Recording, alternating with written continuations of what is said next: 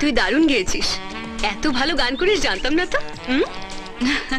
কাল তুই কলেজে সম্মান বাঁচিয়েছিস সোনালি। উফ, নইলে কি যে হতো। ক্রেডিটটা কিন্তু পুরো বিজয়ের, আমি তো ওর গানটাই গেয়েছি। চল একদিন আমরা সবাই মিলে গিয়ে বিজয়কে উইশ করব। দাঁড়া দাঁড়া, এই বিজয়টা কে বলতো? হু ইজ দ্যাট লাকি গাই? আরে না না, আমি তো বিজয়কে দেখিনি, শুধু ওর গানের গলাটাই শুনেছি। কঠিন ব্যাপার। তারে আমি চোখে দেখিনি, তার অনেক গল্প শুনেছি, গল্প শুনে তারে আমি অল্প অল্প ভালোবেসেছি। এই, এটা আবার কি?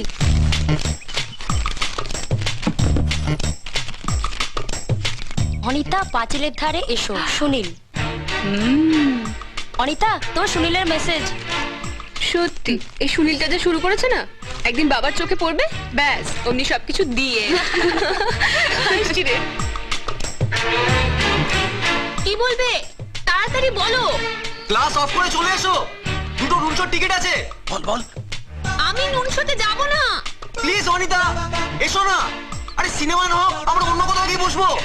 আজ ক্লাস অফ করা যাবে না, স্পেশাল ক্লাস আছে। ট্রাই টু আন্ডারস্ট্যান্ড অনিতা, 7 দিন হয়ে গেল আমাদের দেখাই হচ্ছে না। এত অধৈর্য হয়েও না, এরকম করলে তো আর কোনোদিনও দেখা হবে না। আমি যাচ্ছি।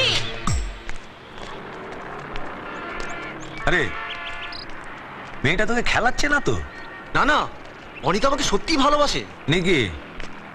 তাহলে তোর সঙ্গে বেড়াতে যেতে চাইছে না কেন? ওর একটাই ভয়, কি বলতে? ওর বাবা যদি আবার দেখে ফেলে। ওর বাবা আবার এই ভালোবাসা টালোবাসা একদম পছন্দ করে না।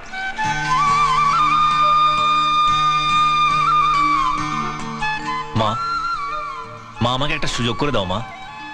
আমি গায়ক হতে চাই, আমার মাকে এখানে আনতে চাই। মা এখানে এলে সে তোমার সেবা করবে, আর আমি আমার মায়ের সেবা করব। রবিদার সাইকেল, তার মানে মায়ের চিঠি এসছে। জয় মা, জয় মা। আরে বাবা, ঝামেলা পাকাচ্ছ কেন? বিজয়, এসো এসো এসো, ধরো এটা মনি অর্ডার ধরো। Money order? এই নাও, পেনটা ধরো। মায়ের কাণ্ড দেখেছো রবিদা? এই কদিন আগে ঘুরে এলাম, কত করে বারণ করলাম টাকাটা রেখে দাও, তর সইল না, ঠিক ফেরত পাঠিয়ে দিয়েছে। মায়ের মন তো, ছেলের যাতে অসুবিধা না হয় সেটাও তো ভাবে, তাই এটা পাঠিয়ে দিল। এটা তবে কিসে চিঠি? ঝামেলা পাকাচ্ছ না তুই।